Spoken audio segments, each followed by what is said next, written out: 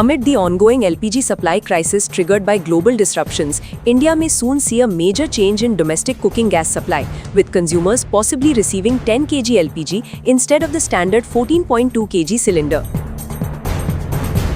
The move is being explored by oil marketing companies as a temporary measure to manage shortages and ensure wider distribution of available LPG.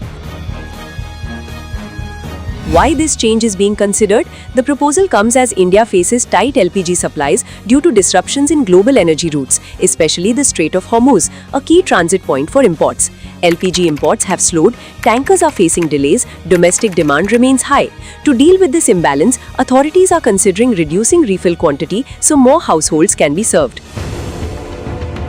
What it means for consumers? If implemented, households may get less gas per refill, 10 kg instead of 14.2 kg. Prices are expected to be adjusted proportionately. Refills may be needed more frequently. The idea is not to reduce supply permanently, but to spread limited resources more evenly during the crisis. Not final yet, government urges caution. However, the plan is not officially confirmed. Government officials have termed such reports as speculative.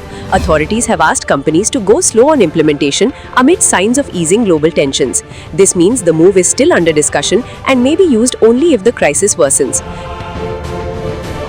Concerns among consumers and dealers. The proposal has raised concerns. Consumers fear more frequent bookings and inconvenience. Dealers worry about logistics and operational costs. There are also concerns about pricing and billing adjustments. India imports a significant portion of its LPG, making it vulnerable to global disruptions. The idea of a 10 kg LPG refill is a contingency plan, not a confirmed policy yet, but it signals that the LPG crisis is deep enough to force unusual measures to ensure supply reaches every household, even as the government works to stabilize the situation.